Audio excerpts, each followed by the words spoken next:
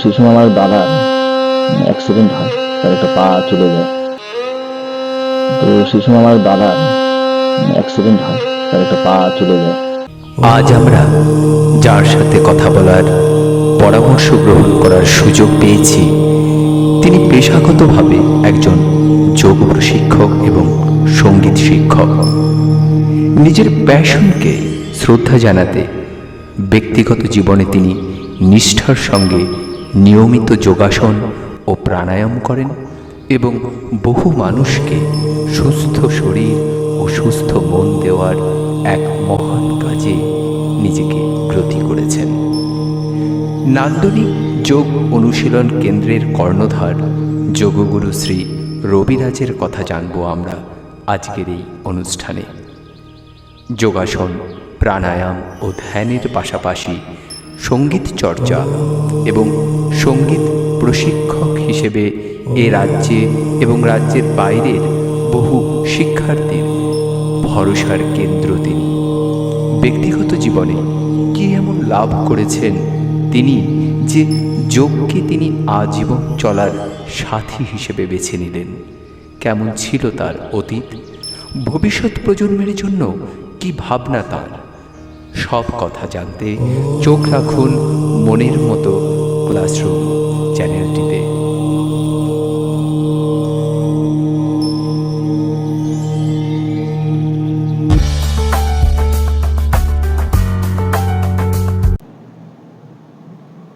আমরা জানি সুস্থ দেহে সুস্থ মনের বাস, আর এই মনকে এবং দেহকে সুস্থ রাখার গুরু দায়িত্ব, পবিত্র দায়িত্ব যারা নীরবে নিভৃতে করে যাচ্ছেন, তাদেরকে আমরা অনেক সময় সেইভাবে কাছে পাই না, কিন্তু আজকে সৌভাগ্য, আজকের এই অনুষ্ঠানে এরকমই একজন মানুষকে আমরা কাছে পেয়েছি, যিনি যোগাসনের মাধ্যমে, ধ্যান এবং প্রাণায়ামের মাধ্যমে অসংখ্য মানুষকে সুস্থতার পথ দেখাচ্ছেন। আজকে আমরা আলোচনা করব যোগগুরু শ্রী রবি কর্মকার মহাশয়ের সঙ্গে। দাদামণি, আপনাকে নমস্কার। এবং আজকের নমস্কার। আজকে আমরা জানবো বিভিন্ন কথা, জরুরি বিষয় যা আমাদের জানা অত্যন্ত প্রয়োজন। দাদামণি, আপনি তো বহুদিন থেকে যোগাসনের সঙ্গে যুক্ত এবং বহু মানুষকে আপনি যোগাসনের প্রতি আকৃষ্ট করেছেন এবং মানুষকে সুস্থতা দিচ্ছেন। তো আপনি ব্যক্তিগতভাবে কিভাবে এই যোগাসনের প্রতি আসক্ত হলেন, অনুরক্ত হলেন, আর এক্ষেত্রে কারণ কোনো ভূমিকা সেভাবে ছিল কিনা, কোনো প্রভাব ছিল কিনা যদি বলেন। ঠিক, হ্যাঁ অবশ্যই ছিল। আমার দাদা, মেজদা, আমি ক্লাস তখন 2 কি 3-তে পড়ি, তো যোগাসন রেগুলার মানে অভ্যাস করতেন, প্র্যাকটিস করতেন। তো আমি ওই ছোটবেলায় দেখতাম, তো আমার কৌতূহল যে কি হয়। তো সেই সময় নীলমণি দাস আয়রন ম্যান বলে একটা ওই ক্যালেন্ডার টাইপের একটা ওই যোগাসনের চার্ট বেরোতো, তো ওইটাই মোটামুটি দেখে সবাই করতো।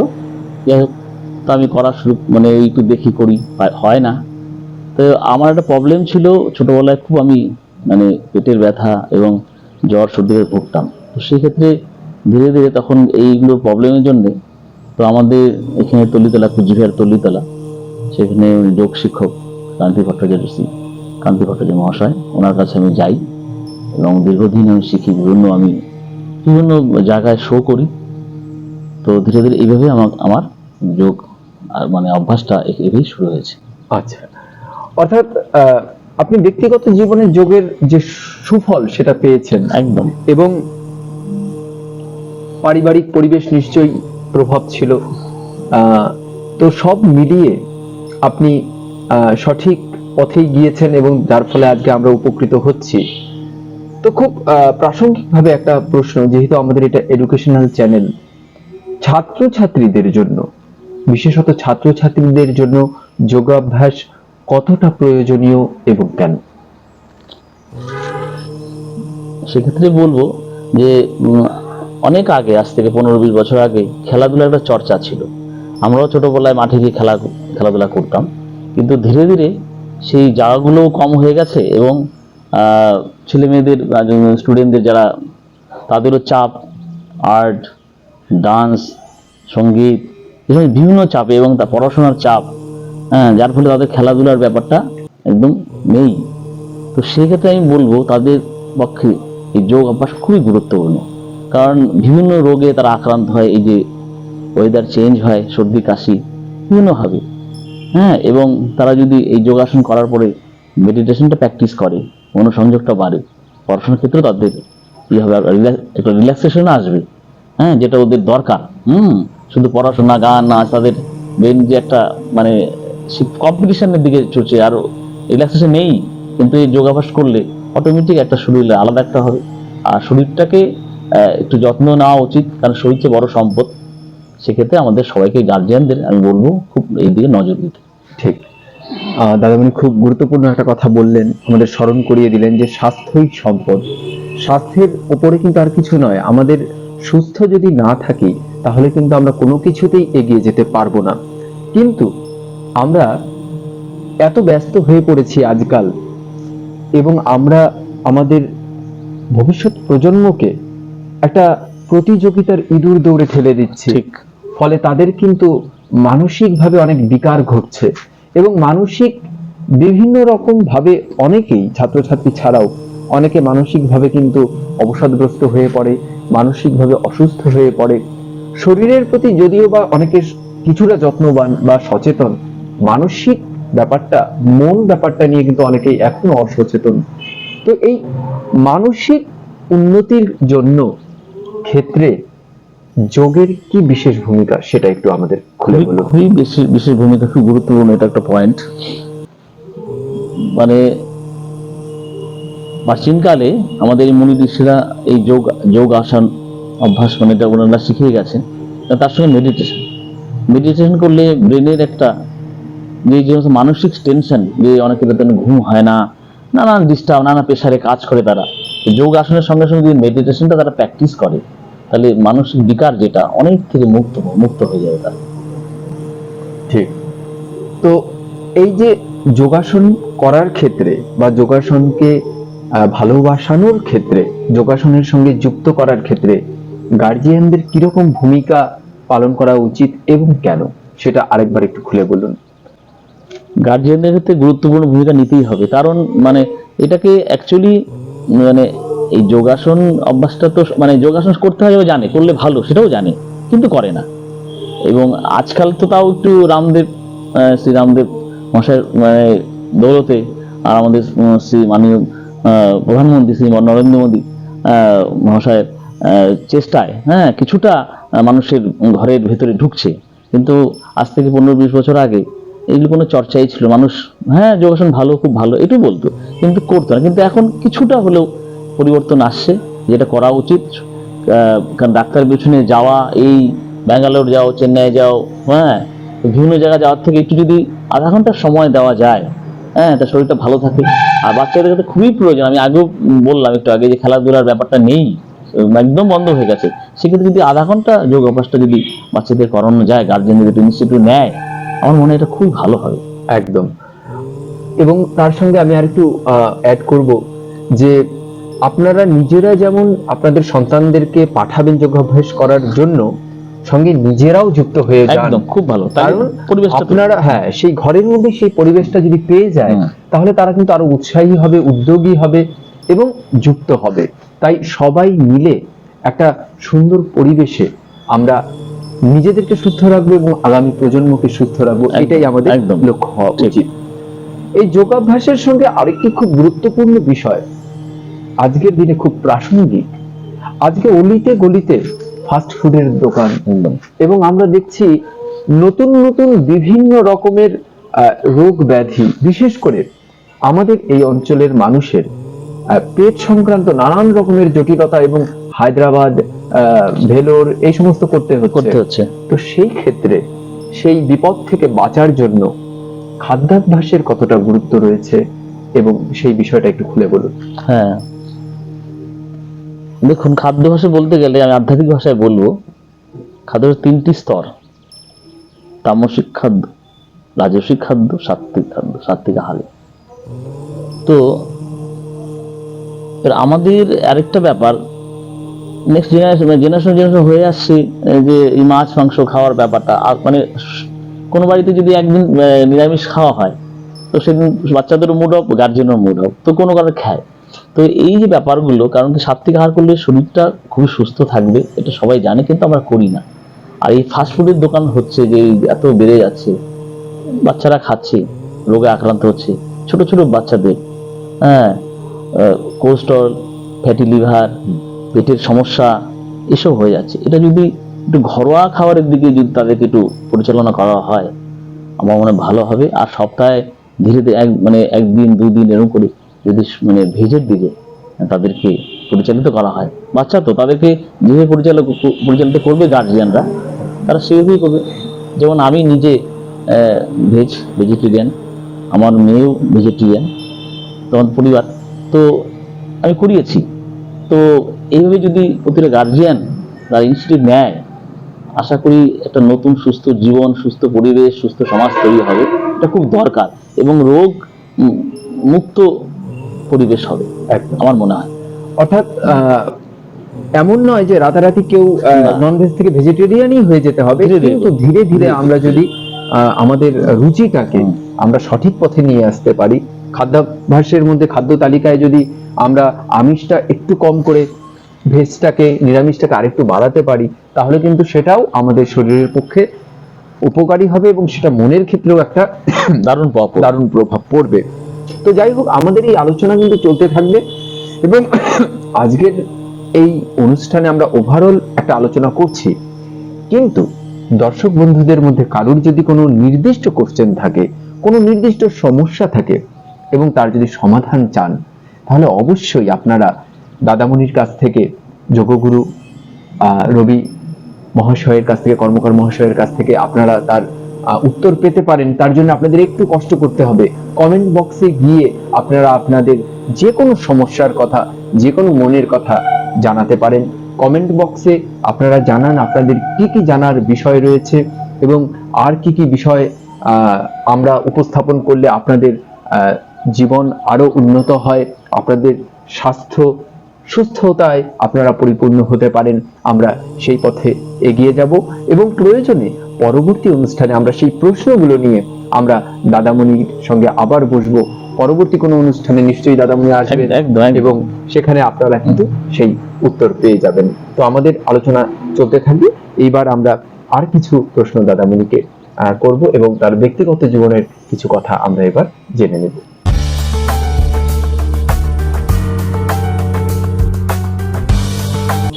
এবারে আমরা দাদামণির কাছ থেকে সবারই কৌতূহল থাকে কিছু ব্যক্তিগত বিষয় জানার। এই যে যোগাসনের প্রতি আপনার এত ভালোবাসা, এবং যোগাসনের সঙ্গে বেড়ে ওঠা, ধীরে ধীরে প্রত্যেকের যেমন একটা ব্যক্তিত্ব তৈরি হয়, এই যে বড় হওয়া, এর পেছনে ছোটবেলা থেকে এমন কোনো শিক্ষক বা কোনো ব্যক্তি কি আছে যার গভীর প্রভাব রয়েছে আপনার জীবনে? একদম রয়েছে। আমি ক্লাস 7 থেকে একটা সংস্থার সঙ্গে, একটা সংগঠনের সঙ্গে যুক্ত আছি, যার নাম আনন্দ মার্গ, যার সৃষ্টিকর্তা স্রষ্টা শ্রী শ্রী আনন্দমূর্তিজি, ওনার লৌকিক নাম শ্রী প্রভাতরঞ্জন সরকার। ওনার আদর্শ নিয়ে আমি বড় হচ্ছি, এবং আগামীতেও হবে, এবং আমার পরিবারও তাই, দর্শন আদর্শ নিয়ে। এবং আজকে যে জায়গাটা পৌঁছেছি আমি, মেডিটেশন, যোগা এবং সঙ্গীতের সঙ্গে একটু টাচে আছি, আমি সঙ্গীতও শেখাই। তো সবকিছু ওনার আদর্শ দর্শন নিয়ে আমি চলছি। উনি আমার জীবনে একটা বিশাল জায়গা আছে। ঠিক, আমরা আলোচনা প্রসঙ্গে আসতাম। দাদামণি কিন্তু যোগাসনের পাশাপাশি সঙ্গীত চর্চায় নিজেকে যুক্ত রেখেছেন, এবং বহু ছাত্রছাত্রী এখনো রয়েছে রাজ্যে এবং রাজ্যের বাইরেও, যাদের কিন্তু একটা ভরসার জায়গা দাদামণি। তিনি কিন্তু সঙ্গীত শিক্ষক হিসেবেও কাজ করছেন। অতএব সঙ্গীত সম্পর্কেও কারোর কোনো কৌতূহল থাকলে, কোনো জিজ্ঞাসা থাকলে, নিঃসন্দেহে কিন্তু আমাদের এই চ্যানেলের মাধ্যমে আপনারা যে কোনো প্রশ্নের উত্তর পেতে পারেন, যে কোনো সহযোগিতা পেতে পারেন। শুধু কমেন্ট বক্সে জানাবেন আপনাদের কি জিজ্ঞাসা। তো দাদামণি, আপনার ব্যক্তিগত জীবনের যদি এই মুহূর্তে বলা হয় যে কোনো খুব আনন্দের কোনো মুহূর্ত, কোনো ঘটনা, এমন কোনো আনন্দের ঘটনা যা শেয়ার করতে চাইবেন? হ্যাঁ, দুটো আনন্দ ঘটনা আমি একটু বলছি আমার জীবনে। আমি তখন আসামে ছিলাম, আসাম গৌরীপুর। তো 2005 সন আমি প্রথম গুয়াহাটি রেডিও সেন্টারে একটা প্রোগ্রামে আমি তবলা বাজাই। তবলা আমি একটু জানি কিছু কিছু, তো সেটা আমার জীবনে একটা স্মরণীয় দিন। আর রিসেন্ট 2023-এ আমি মুম্বাইতে ছিলাম, সেখানে 15ই আগস্টে একটা প্রোগ্রামে আমি পার্টিসিপেট করেছিলাম। আমাকে ইনভাইট করা হয়েছিল, সেই ডিস্ট্রিক্টের মানে থানা ওসি আমাকে সম্বর্ধনা দিয়েছে। এটা আমার জীবনের দুটো পুরো স্মরণীয় ঘটনা এবং খুব আনন্দের দিন আমার মনে হয়। অবশ্যই আনন্দিত আমরাও। এরকম যোগ্য সম্মান, ন্যায্য সম্মান আপনি নিশ্চয়ই আরো ভবিষ্যতে পাবেন, এটাই আমরা আশা করি, কামনা করি। ব্যক্তিগত জীবনের কোনো দুঃখজনক ঘটনা যা হঠাৎ করে এখনো আপনাকে কষ্ট দেয়, এমন কোনো ঘটনা যা প্রচন্ডভাবে নাড়া দিয়েছিল জীবনকে? হ্যাঁ, তখন সনটা হচ্ছে 2001 সনই হবে। আমি তখন কলকাতায় এই সঙ্গীতের জন্যই আমি গিয়েছিলাম, সঙ্গীত চর্চা শেখার জন্য বা সঙ্গীত চর্চা করার জন্য। তো সেই সময় আমার দাদার অ্যাক্সিডেন্ট হয়, তার একটা পা চলে যায়। তো আমাকে একটু প্যাভিলিয়নের বাড়িতে চলে আসতে হয়, তারপর আমি আর যেতে পারিনি। তো সেই দিনটা আমার এখনো মনে পড়লে খুবই খারাপ লাগে। তো সেই জায়গাটায় আমি থাকলে হয়তো আজকে একটা বড় জায়গায় যেতে পারতাম। যাই হোক, ঈশ্বর যেটা করে রেখেছেন, যেটা আছে সেটা ভাবি না। এইটা মাঝে মাঝে একটু মনে হলে দুঃখ হয়, এই ব্যাপার। সেই নিশ্চয়ই সবার জীবনেই দুঃখ, কষ্ট, হাসি, কান্না থাকবে, এটাই আমাদের জীবন। এবং সেই রবীন্দ্রনাথের কথা মনে পড়ে যায় যে মনে রেয়াজ কহজে ভালো মন্দ যাহাই আসুক সত্যের এলাও সহজে। সত্যকে মেনে নিয়েই আমাদের এগিয়ে চলতে হয়। জীবনের এমন কোনো সময়ের কথা মনে পড়ে যখন ভীষণভাবে স্ট্রাগল করতে হয়েছে, এমন কোনো সময় যে কঠিন পরিস্থিতির মধ্যে দিয়ে আপনাকে যেতে হয়েছে নিজেকে প্রতিষ্ঠিত করার জন্য হোক বা অন্যান্য ক্ষেত্রে? হ্যাঁ, সেই সময় তো মানে হয়েছেই। যখন আমি বললাম আসামে ছিলাম তখন একটা সময়, আর ঠিক করোনার সময়, করোনাতে অনেকেই সাফারার হয়েছে, আমি হয়েছে। তখন আমি বিহার পাটনায় ছিলাম। আমি সিবিএসই স্কুলে যোগা প্লাস মিউজিক টিচার হয়ে জয়েন করেছিলাম। তো তারপরে তো দীর্ঘদিন আমাকে খুব ওখানে সাফার করতে হয়েছে, খুব কষ্ট হয়েছে। তারপরে আমি চলে আসি কোচবিহারে। তো এই দিনটা তো আমার জন্য খুবই কষ্টের দিন ছিল, এই দুটো দিন। ঠিক, করোনার সময় আমাদের সবাইকেই বিভিন্ন রকম কষ্টের সম্মুখীন হতে হয়েছে এবং আমরা ঈশ্বরের কৃপায় সেই দুঃসময় সবাই পার করে এসেছি। কিন্তু দুঃখ আমাদেরকে ছাড়বে না, আজীবন দুঃখ আসবে, ঠিক, তাকে ওভারকাম করতে হবে। এই প্রশ্নগুলো এই কারণেই, কারণ খুব রিলেটেড একটা প্রশ্ন আমি এবার করব, যে দুঃসময় আমাদের আসবে, একে মেনে নিতে হবে, এই মেনে নেওয়াটা উচিত। একদম। এই দুঃসময়কে ওভারকাম করার ক্ষেত্রে, দুশ্চিন্তাকে ওভারকাম করার ক্ষেত্রে যোগাসন, সঙ্গীত চর্চা কিভাবে আমাদের পাশে এসে দাঁড়ায়, কতটা বন্ধুর মতো সহায়ক ভূমিকা পালন করে, তা যদি একটু বলেন। এটা খুব গুরুত্বপূর্ণ প্রশ্ন, কারণ কি প্রতি মানুষের জীবনে দুঃখ আনন্দ আসে। তো একমাত্র আমি বলবো সেই জায়গাটা সঙ্গীতটাই বলবো, যে সঙ্গীত চর্চা করে তার দুঃখ যন্ত্রণা বলে কিছু থাকে না। আমার মনে ফিলিংস হয়তো কারোর সঙ্গে নাও মিলতে পারে, আমার ব্যক্তিগত জীবনের কথা বলছি, যে মানে ফিলও করি যদি কেউ না থাকে, কারোর সঙ্গে কোনো না, যদি আমি গান নিয়ে বসে যাই, দেখুন সব আনন্দ সবকিছু যেন ওর মধ্যে লুকিয়ে আছে। আর যোগাসনটা আমাদের নিজের শরীর, বলছিলাম একটু আগে, শরীর সবচেয়ে বড় সম্পদ। আমরা এটাকে ধ্যান দিই না, আমরা টাকার পিছনে ছুটি, নামের পিছনে ছুটি। একটা সময় শরীর আর আমাকে সাথ দেয় না, তখন কি করি? ডাক্তার কাছে গেলে উঠবেন নাই, যেখানে ডাক্তার সেখানে সময় দিচ্ছি। হ্যাঁ, ঘন্টার পর ঘন্টা, দিনের পর দিন যাচ্ছি আসছি, অর্থ যাচ্ছে, যে অর্থটা আমি সঞ্চয় করেছিলাম ধীরে যাচ্ছে, সেটা ভাবিও না একদম। কিন্তু একটু যদি চিন্তা করে আধা ঘন্টা সময় প্রতিদিন দেওয়া যায় এই শরীরের জন্য, কারণ এর শরীরটা যখন ভালো থাকবে না তখন টাকা পয়সা, ধন দৌলত, নাম, প্রেম সব একদম জলে যাবে, ভেসে যাবে, কিচ্ছু থাকবে না। তো শরীরটা যে বড় সম্পদ, সেই সম্পদটাকেই আমরা গুরুত্ব দেই না। আমার মনে হয় এটাকে গুরুত্ব দেওয়া হচ্ছে আধা ঘন্টা সময়, কিচ্ছু না, জাস্ট কয়েকটা ফ্রি হ্যান্ড, একটু যোগাসন যদি করা যায়, এবং তাতে আমার নেক্সট জেনারেশন তারাও দেখবে, দেখে শিখবে, তারাও সুস্থ থাকবে। আমি এটা সবার কাছে অনুরোধ করব যে যেখানেই থাক, আমার কাছে শিখতে হবে এমন কথা নেই, যেখানে যেখানে যারা আমার মতো যারা শিক্ষক আছেন, যোগ শিক্ষক, তাদের কাছ থেকে আপনারা শিখুন এবং সুস্থ থাকুন, এটা আপনাদের বলবো। একদম। তো আমাদের এই আলোচনা, আজকের এই আলোচনা প্রায় শেষের দিকে। আপনাদের কেমন লাগছে কমেন্ট বক্সে জানান। আপনাদের যদি দাদামণিকে স্পেশালি কোনো থ্যাঙ্কস জানানোর থাকে, সত্যিই যদি ভালো লেগে থাকে এই অনুষ্ঠান, কৃতজ্ঞতা জানানোর থাকে, অবশ্যই আমাদের কমেন্ট বক্সে আপনাদের মতামত জানাবেন, ধন্যবাদ জ্ঞাপন করবেন।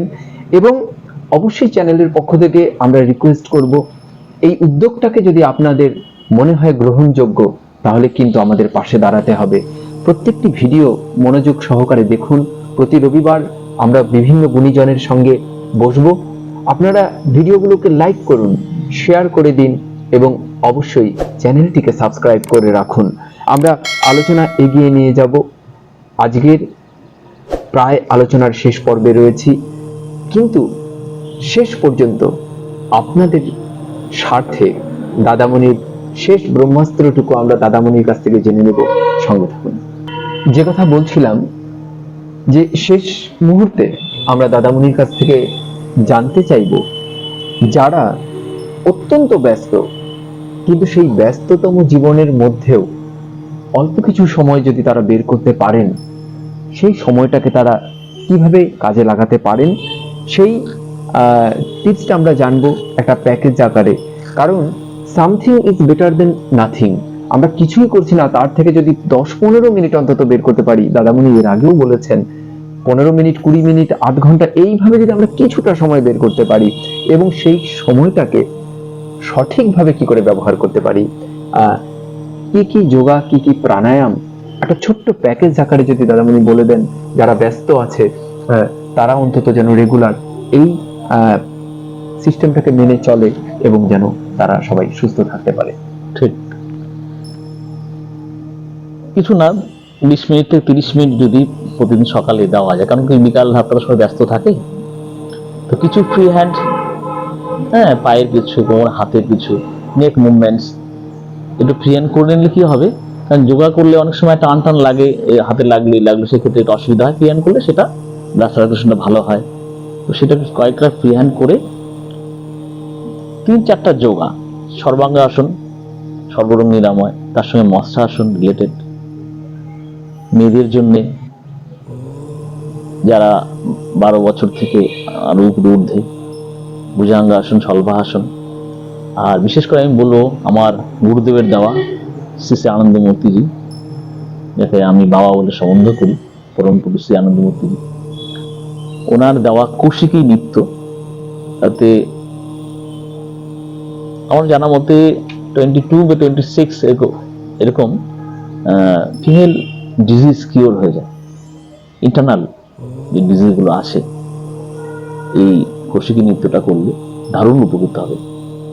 আপনারা যদি কেউ, হয়তো অনেকে আমার এই কথাটা শুনে হয়তো যারা আনন্দমার্গে আছেন হতে পারে, তারা তো জানেন, হয়তো যারা আনন্দমার্গে যুক্ত নেই বা জানেন না, তারা যদি আমার সঙ্গে কন্ট্যাক্ট করেন, আমি এটা শিখিয়ে দেবো এবং উপকৃত হবেন। আমার গুরুদেবের দেওয়া এবং এতে অনেক উপকৃত হয়েছে, আমি সবখানে শিখাই এটা। এবং সঙ্গে প্রাণায়াম, বলছি, একটু এটা গেল ফ্রি হ্যান্ড আর যোগাসনের মধ্যে। আর প্রাণায়ামের মধ্যে ভস্ত্রিকাটা, অনুলোম বিলোম, কপালভাতি, যাদের সুগারের প্রবলেম আছে, পেটের সমস্যা আছে, আর এই তো এই কটা, আর একটু সঙ্গে মেডিটেশনটা দরকার। তো মেডিটেশনের প্রপার গাইড করতে হবে, এটা শিখতে হবে, এটা একা হওয়া হয় না। আমাদের যেমন আনন্দ মার্গে আমাদের সন্ন্যাসী দাদারা আছে, ওনারা শেখান। তো আমাদের আমি যেটা শিখাই মেডিটেশন, সেটা আমাদের যোগাভ্যাসের যেটা মেডিটেশন আমি সেটা শিখাই, সেটা প্রথম স্টেজ। তারপরে তার থেকে যদি কেউ বেশি শিখতে চান তো সেটাও ব্যবস্থা আছে। তো এই কটা জিনিস তাহলে কি বললাম আমি, তাহলে কিছু ফ্রি হ্যান্ড, পায়ের কিছু, হাতের কিছু, নেক মুভমেন্টস, তারপরে 4টা আসন, ছেলেদের 2টো সর্বাঙ্গ আসন, মশা আসন, আর 2-1টা আরো আছে আমি বলছি না। এই 2টো আসন ফ্রি হ্যান্ড কিছু করলেও অনেকটা উপকৃত হবে। ফ্রি হ্যান্ডের মধ্যে প্রচুর আছে। আর মেয়েদের ভুজাঙ্গ শালভাসন, হলাসন করতে পারে, ছোট ছোট আসন, উষ্ঠাসন আছে। এই 4-5টা আসন এরকম করলে, এবং খাওয়ার পরে বজ্রাসনটা করলে হজমের প্রবলেমটা কমবে।